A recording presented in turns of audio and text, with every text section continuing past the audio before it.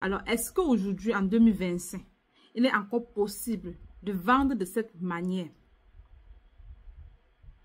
Ma réponse est mitigée. Mais en grande partie, je réponds non. Il n'est plus vraiment facile aujourd'hui en 2025 de vendre sans le stock.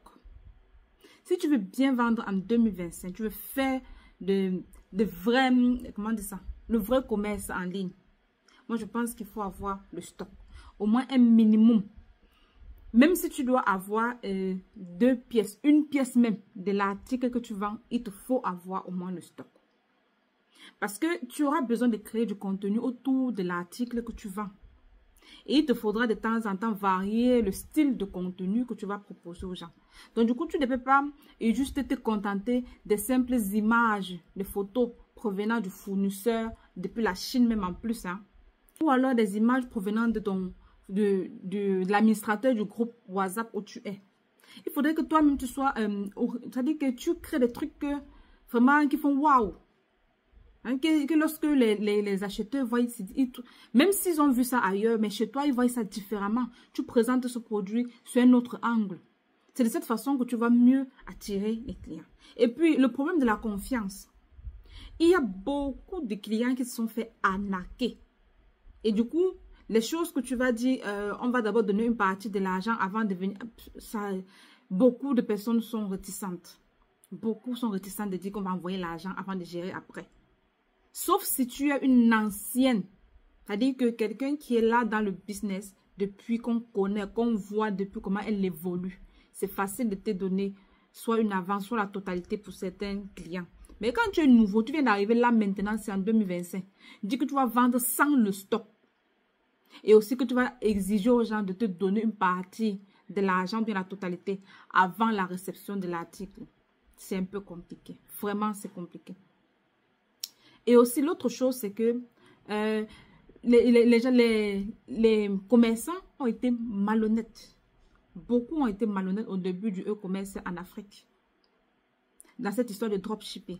Quelqu'un va vendre, par exemple, un vêtement, une robe. Elle va te dire dans les messages que le tissu est lourd, c'est un bon tissu. Mais quand tu arrives sur place, le tissu, c'est n'importe quoi. Du coup, les gens aujourd'hui, ils veulent toucher. Ils veulent d'abord toucher la matière avant de dire qu'on va te payer. Alors, imagine que tu décides de fonctionner en dropshipping. Tu peux prendre la marchandise chez le fournisseur.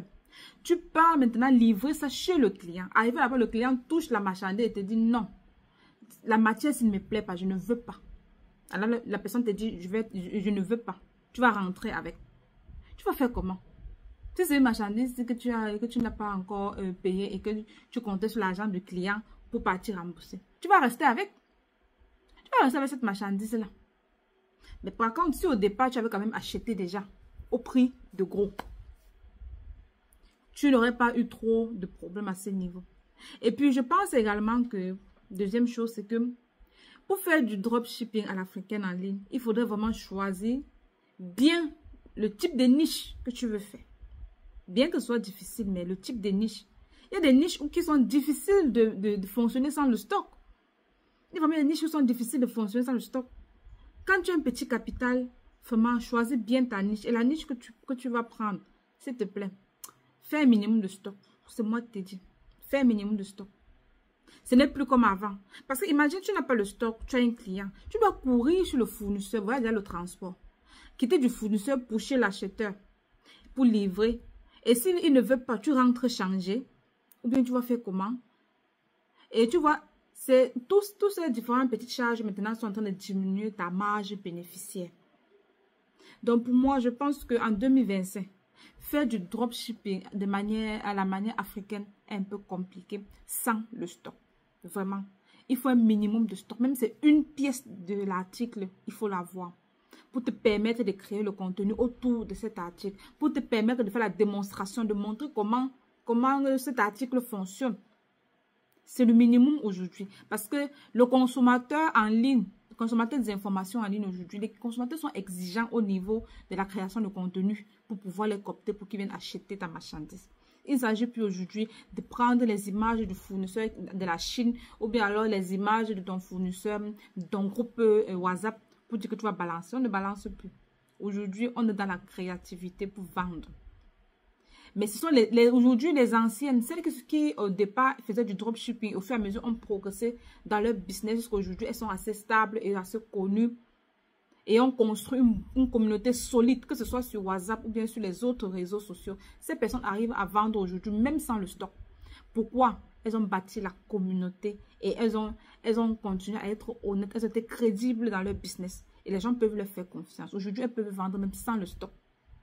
Donc, si toi également, tu veux faire de cette manière, je te conseille, s'il te plaît, si tu viens de commencer, prends un minimum de stock et construis-toi une crédibilité en ligne. Construis-toi une communauté en ligne. Ne viens pas pour dire que tu cherches les likes. Les likes ne payent pas les factures. Construis une communauté et tu verras toi-même.